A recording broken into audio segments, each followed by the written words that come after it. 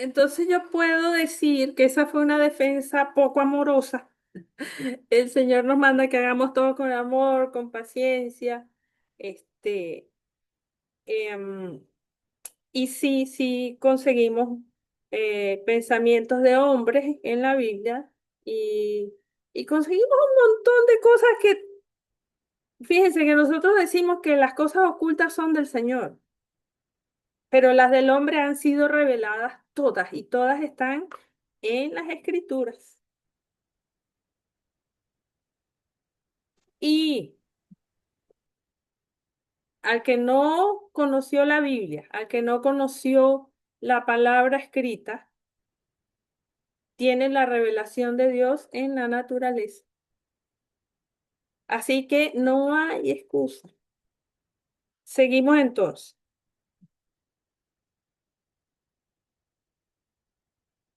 Naturaleza dual. La naturaleza dual, entonces, vamos a resumir entonces que son palabras, son textos, es un libro recopilado, escrito por seres humanos, por hombres, inspirados por Dios. Es la palabra de Dios. Y de allí la naturaleza. Usualmente se ha entendido, tradicionalmente se ha entendido la Biblia como un tipo de Cristo, porque Cristo era totalmente humano y totalmente Dios.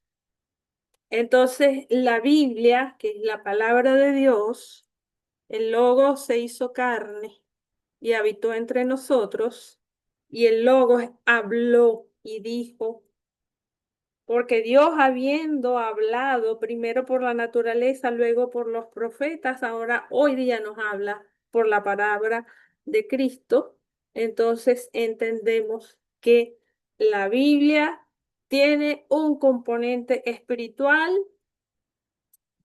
50%, pongamos 50 y 50. Por eso es que es importante que cuando vamos a interpretar la escritura, necesitamos conectarnos con nuestra naturaleza, que ahora es muy semejante a la de Cristo, porque somos carne, pero también tenemos su espíritu, ¿sí o no? Entonces nosotros también, Sí, en una, metafóricamente, somos también amén. como es la Biblia y como es Cristo, porque Él nos adoptó y nos dio su espíritu. Entonces, las cosas espirituales se entienden en el espíritu. No pueden ser entendidas por solo la carne. Entonces, la hermenéutica bíblica nos lleva a que necesitamos orar y decir, Señor, ayúdame a entender qué quieres tú decir con esta palabra hoy día. ¿Y qué fue lo que quisiste decir hace 1400 años? Entonces, sin esa ayuda es una exégesis puramente técnica.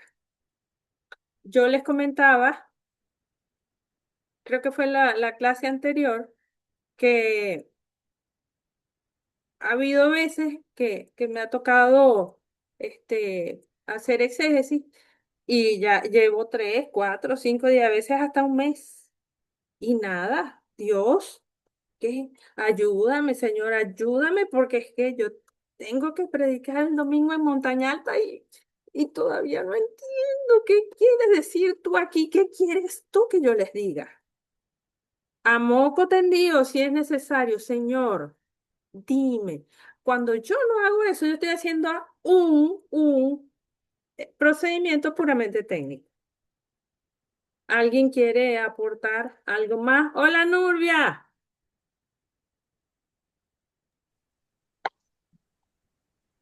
Sí, es así, mi hermana. No, no es solamente la parte técnica, es buscar la parte espiritual, Correcto. porque ahí es donde muchos dicen que la letra mata, pero el espíritu vivifica. Amén. Entonces son dos cosas que tienen que ir unidas. El conocimiento de lo que se aprende, pero la llenura del espíritu. para que esa palabra sea revelada por el Señor y podamos llevar la palabra de Dios. Y es el Espíritu el que nos va a llevar a eso.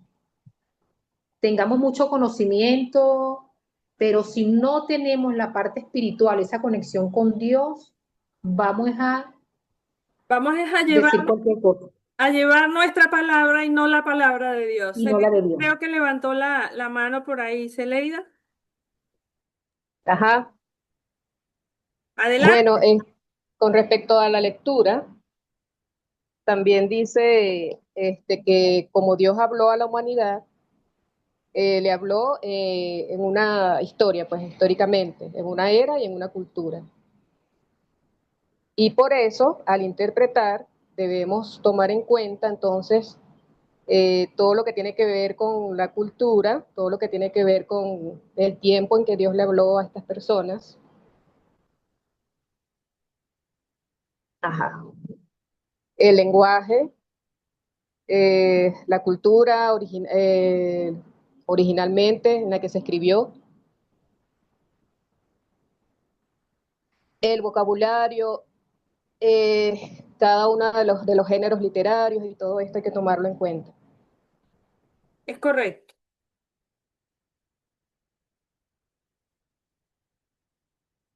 ¿Cuál? Entonces, seguimos con la otra pregunta. Amén.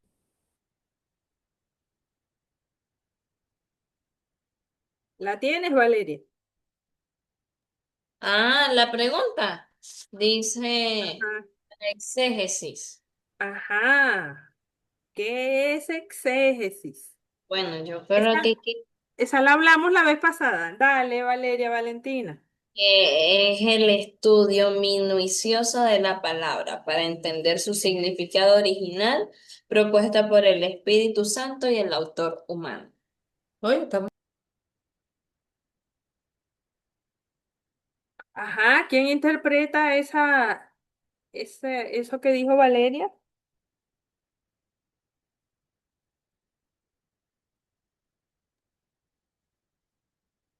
El autor dice que es el intento de escuchar el mensaje de la Biblia tal como si lo estuviéramos escuchando de sus destinatarios originales y encontrar el objetivo, o sea, qué quiso decir Dios en ese momento.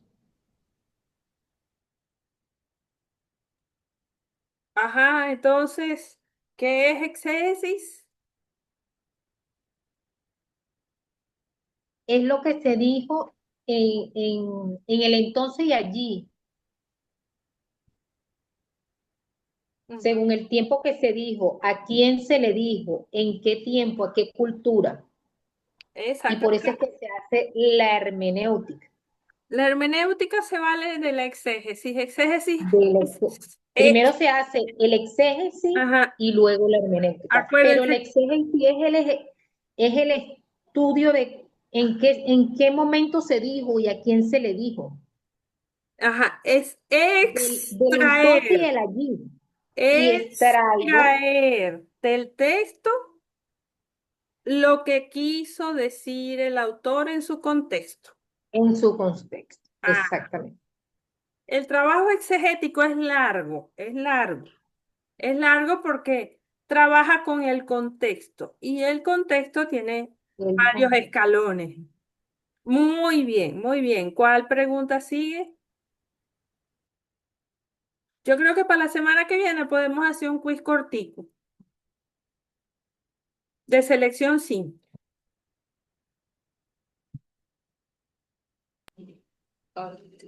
Contexto histórico.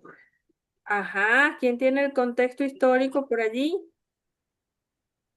Bueno, yo tengo aquí de la lectura, dice, y tiene que ver con la época, la cultura del autor, sus lectores, factores topográficos, geográficos, políticos de importancia para la situación del autor y la ocasión del libro. Y va a variar de un libro a otro. Ajá. Ujú. Entonces, por eso es que es diferente interpretar los profetas, interpretar los libros sapienciales, interpretar poesía, como hoy Valeria nos habló en los Salmos, interpretar escatología, interpretar evangelios. Entonces, como cambian mucho los autores y sus contextos políticos, económicos, religiosos, geográficos, em, hidrológicos, eh, de todo tipo. Todo lo que rodea al autor va cambiando de libro en libro y de época en época. Muy bien, entonces, ¿cuál es la siguiente pregunta?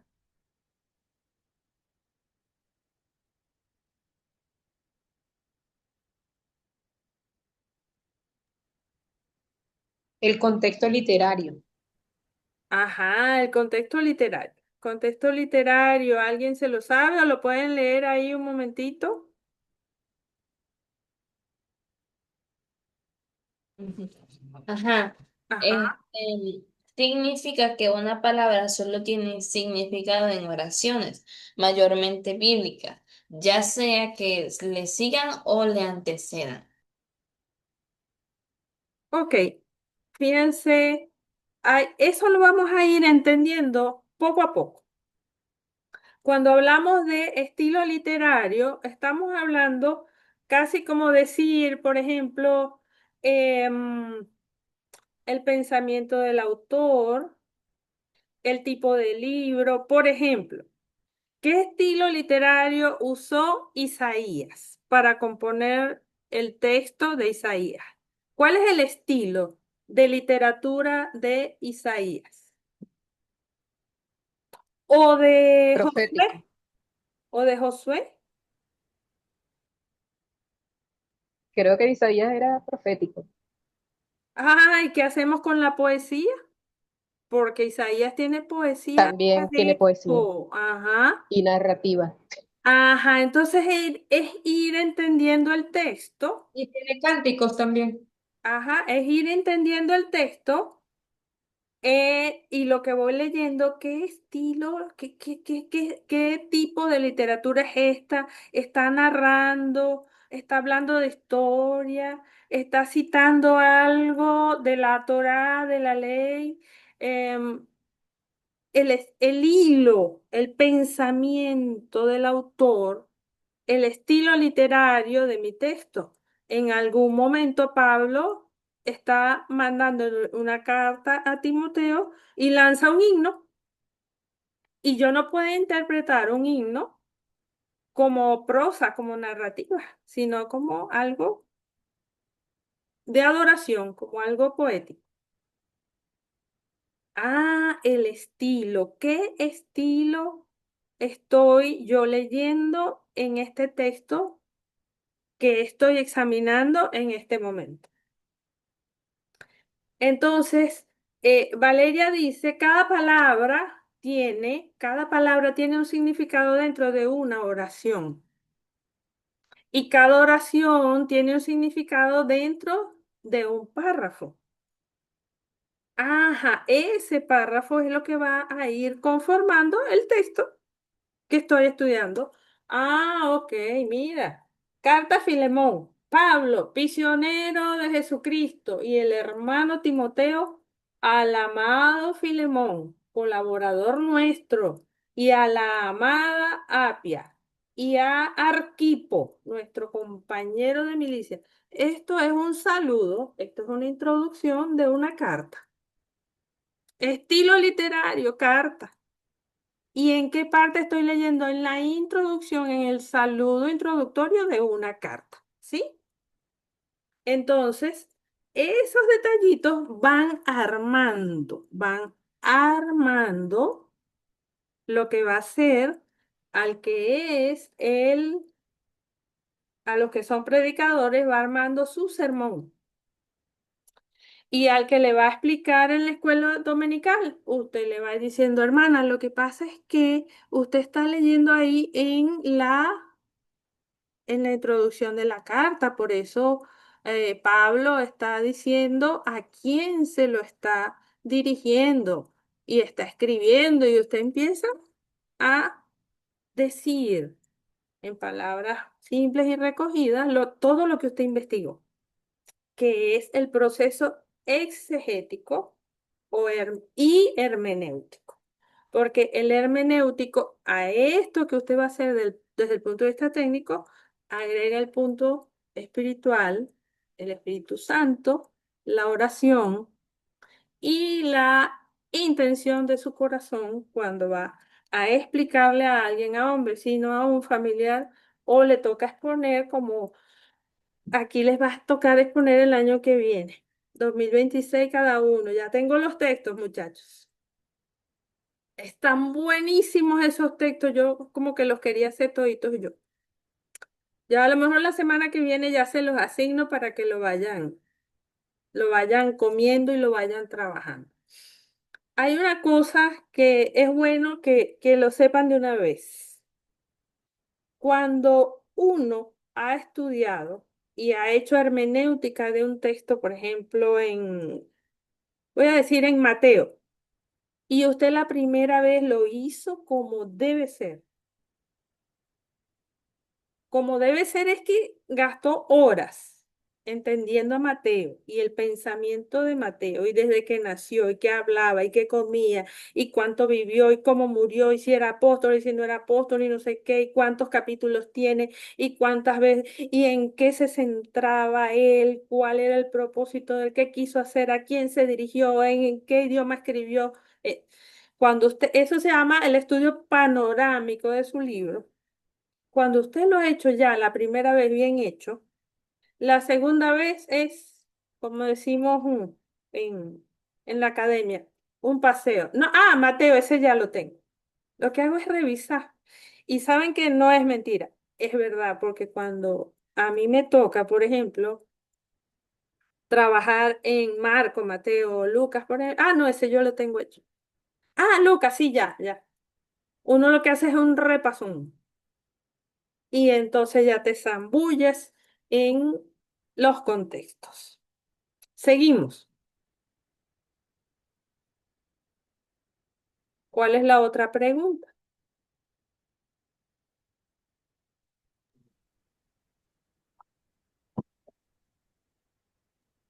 Les doy La un, hermenéutica.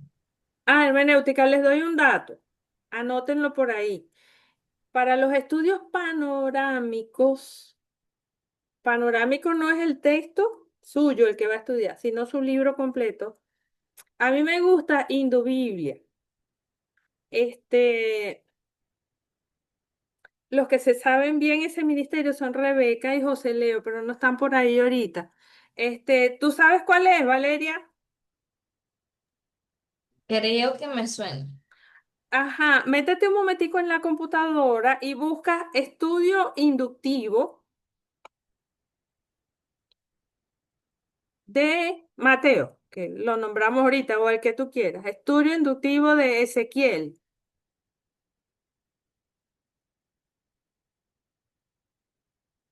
Ajá, dime un segundo. Ajá.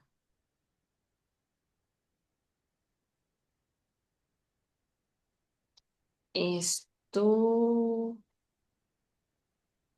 Estudio. Indu- Indu- inductivo.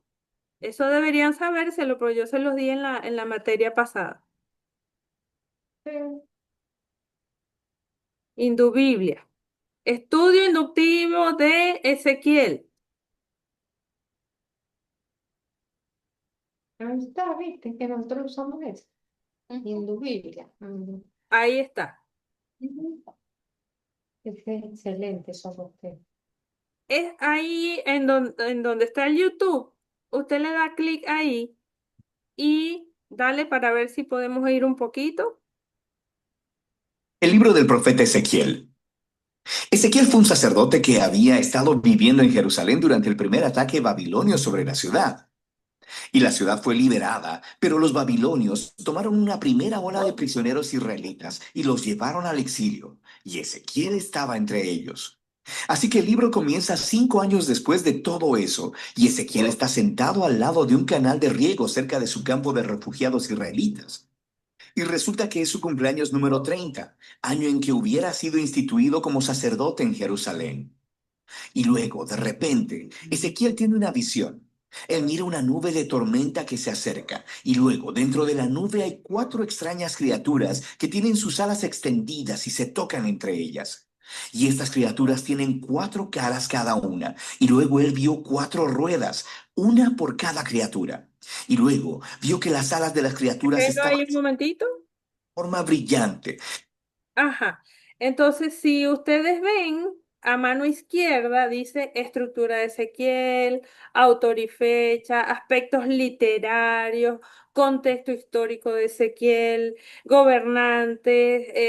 Fíjense, todo eso es política, es economía, temas históricos, historia. Para hacer el estudio panorámico es como una primera ayuda, como una primera ayuda. Ya usted escucha eso, ya usted se va ubicando.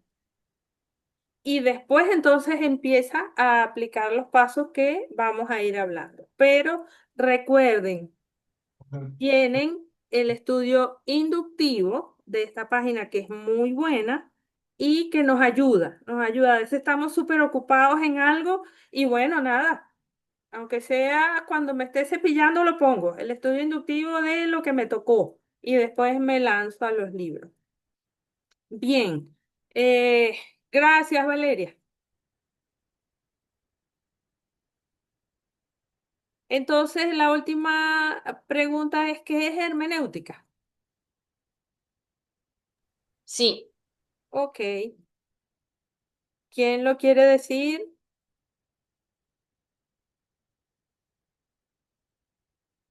hermana tiene el micrófono apagado.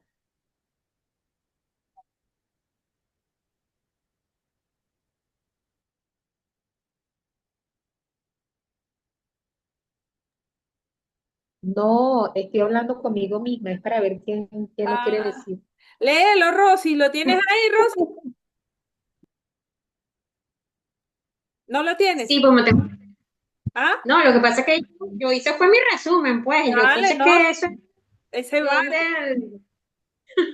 dale, dale. Yo puse que eso es la aplicación del mensaje de nuestro Dios. Ya va. Ajá, es la aplicación del mensaje en nuestras vidas, no alterando el propósito original del texto.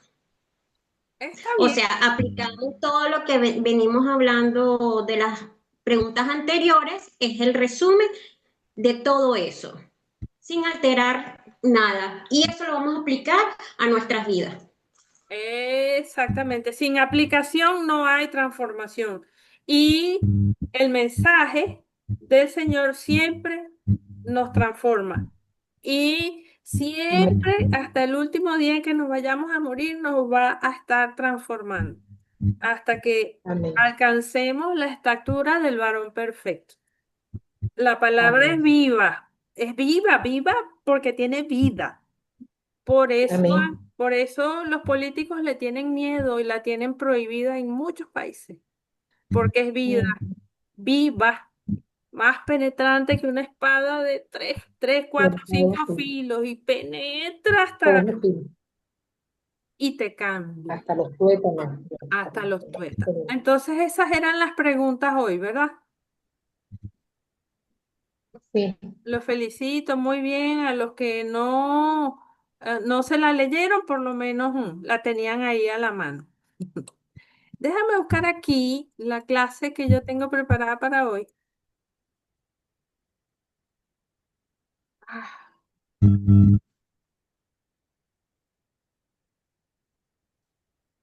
a ver. Es que tengo que dejar de compartir esta. Ajá, permítame un instante. Si quieren, pueden ir compartiendo alguna pregunta o algo. Mira, me dice que no puedo minimizar y entonces ya voy. Profesora, Diga, hermano Josué. me perdona que tengo que retirarme a las 7:30 porque tengo algo muy importante qué hacer.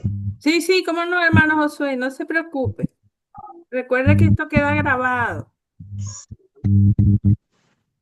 Sí, y lo voy a revisar una vez que termine. No se preocupe, vaya con toda confianza. Ok, muchas gracias. El Señor le bendiga y le acompañe en todo. Creo que Amén, amén. ya la conseguí. Sí se ve, muchachos. La primera sí. Ok. Entonces Sí, ya respondimos esto. Mm.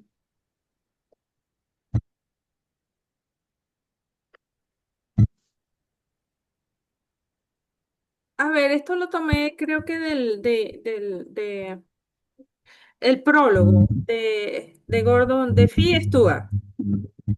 Como se puede ver al echar un vistazo al índice, el propósito fundamental de esta materia y de esta obra es la comprensión de los distintos tipos de literatura o géneros que componen la Biblia. Entonces, fíjense la importancia de eso. O sea, fundamental. Eh, imprescindible. No, porque tenemos toda una historia, sobre todo en las iglesias locales, de los lugares más alejados donde no se ha podido estudiar con profundidad cómo se ha llevado la palabra a través de los años y cómo ha permanecido nuestro Señor Jesucristo como figura fundamental sin tener que ser un seminarista, un egresado, un doctorado y una cosa de esas. Sin embargo, si Dios nos ha dado esa posibilidad, bueno, disfrutémosla y tratemos de aprender. En Richard Baxter, un teólogo de 1656, imagínense lo viejo de esto, Inglaterra, creía que la enseñanza era la tarea principal del ministro.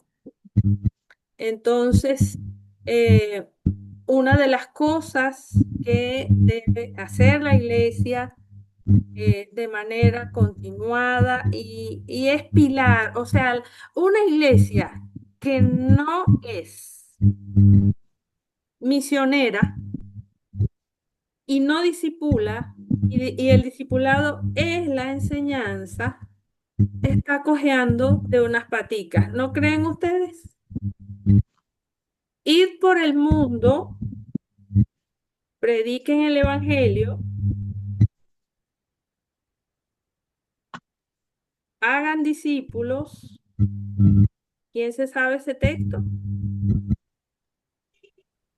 Profesora, Dígalo. por tanto, y hacer discípulos a todas las naciones, Detente un momento. bautizándolos en nombre del... Ah, disculpe. Un momentito, hermano Josué. Ajá. Ok. Dígame las tres palabras que usted dijo, tres o cuatro. Por tanto, y hacer discípulos. Ajá. Ir y hacer discípulos. Discípulos. Ajá. Discipular es enseñar. La enseñanza. Una iglesia. Y no, ojo, no es lo mismo el sermón del domingo que la enseñanza sistemática. No es lo mismo. Entonces, esa es la gran comisión. El primer verbo es ir, una iglesia misionera. La iglesia en sí, en su trabajo inicial, es ir, es misionera. La iglesia tiene que ser misionera. Y el segundo verbo que tenemos ahí, hagan discípulos, háganlos, enséñenlos. Los ministros deberían catequizar regularmente a sus congregaciones. Ah, cuando yo digo catequizar, ahí mismo yo me acuerdo de la Iglesia Católica. Profesora, Ajá. disculpe, Ujú. disculpe, ve. Y en el próximo versículo, en el 20, dice claramente, enseñándoles que guarden todas las cosas. Amén, amén. Enseñar. El verbo catequizar viene del griego catequeo, que significa enseñar en forma oral, informar e instruir. Entonces, aquí nos estaremos catequizando entre nosotros.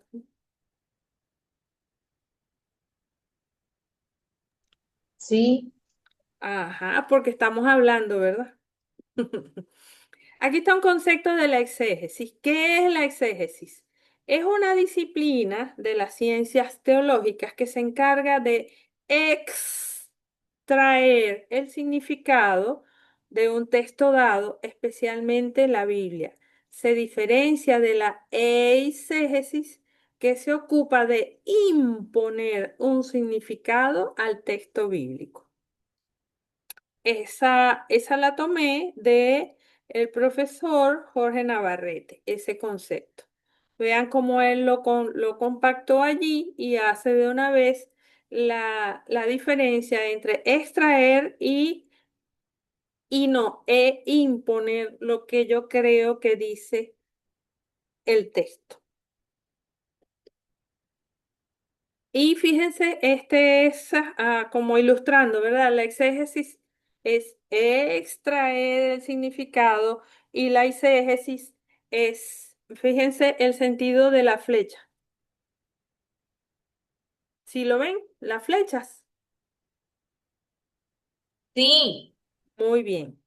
Entonces, nosotros, cuando estamos escuchando un mensaje o cuando vamos a decirle a alguien una explicación, tenemos que revisarnos y, Señor, yo estaré haciendo eisegesis, estaré tratando de decir lo que yo quiero que diga. Y también tenemos que ser pilas, y es cuando escuchamos mensajes, el Espíritu Santo nos dice, epa, cuidado como tú asumes esa enseñanza porque está equivocada. Importancia del lenguaje en la hermenéutica. Esto lo saqué de la guía. Es importante tener dominio del lenguaje propio, el lenguaje nuestro, y del lenguaje con el cual se escudriña la Biblia. El lenguaje del Antiguo Testamento y del Nuevo Testamento pertenece a otra familia de las lenguas humanas. Es notablemente hebreo en su estilo y en su espíritu y solo puede entenderse cuando nos relacionamos con costumbres, formas de pensar, cultura de ese pueblo. Entonces, es importante tener dominio de nuestro propio lenguaje, conocernos, palabras que yo no entiendo, ¿y qué querrá decir, qué sé yo? Eso, catequeo. Ajá, ¿qué querrá decir? ¿Qué es doctrina? ¿De dónde sale eso? Este, y de ser posible estudiar hebreo. No puedo estudiar hebreo, pero sí puedo ponerme a tratar de entender cuál era el pensamiento judío de la época de Moisés, por ejemplo, de la época de los jueces, en qué creían ellos, de dónde surge el monoteísmo. Y eso se logra también tratando de entender sus costumbres y todo lo que tiene que ver con la cultura de ese pueblo. Entonces, la importancia del lenguaje. Nosotros, de alguna manera, fíjense como yo le dije al hermano Josué, detente, ¿cuál es el primer verbo de eso que tú me estás leyendo ahí, que es un pilar fundamental de la iglesia? Es uno de nuestros principales mandamientos, porque el primero y más grande es: amarás al Señor tu Dios con todo tu corazón, con toda tu fuerza. Ajá, pero la gran comisión es ir. Entonces ir. Tenemos que ir conociendo qué son verbos. Oye, los verbos tienen relevancia. Cuando usted vaya a estudiar el texto que yo le voy a mandar, sería muy bueno que usted agarre y diga, mira, mi texto, que son 2 versículos, tiene 6 verbos. Uno está en infinitivo. ¿Qué será infinitivo? Madre mía, busco qué es infinitivo. Uno está en pasado, perfecto. Y dijo, eso está en pasado. Ah, tengo otro que está en futuro. Vendrán hombres malvados. Tengo 6 verbos, uno en pasado, uno en presente. Ay, el que está en futuro, eso debe ser escatológico o será apocalíptico. Y ahí yo voy preparando mi mensaje. Entonces, ¿tiene importancia conocer el lenguaje? Absolutamente sí. Si nosotros podemos llegar a conocer los elementos de la sintaxis, qué son verbos, hasta dónde llega esta oración, qué, qué límites tiene este párrafo.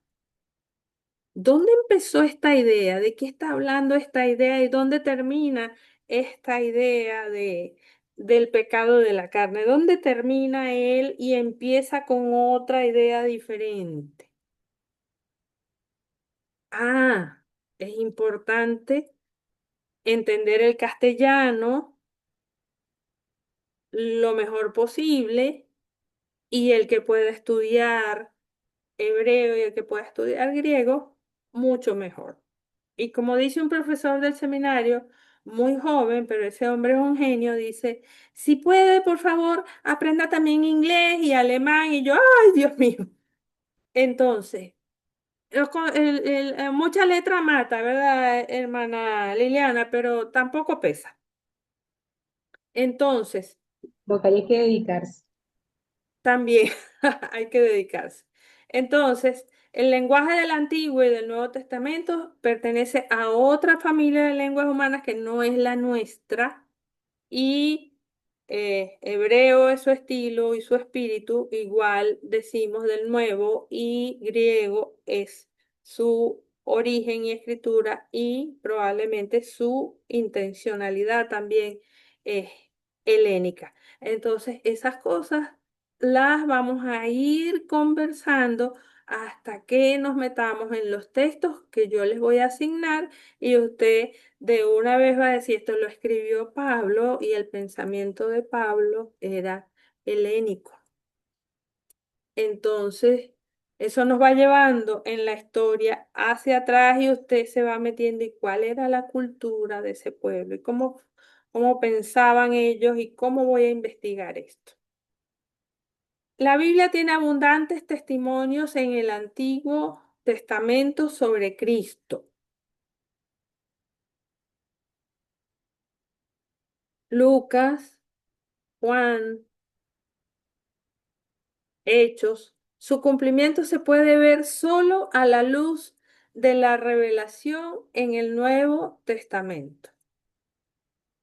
La Biblia es una unidad, un conjunto de hechura divina. Yo no puedo entender el Antiguo Testamento solito sin Cristo, porque si no me voy a quedar esperando el Mesías y orando y pegada al muro de los lamentos a que llegue el Mesías. Y no puedo entender el Nuevo Testamento solo sin el Antiguo Testamento, porque la Biblia es una unidad.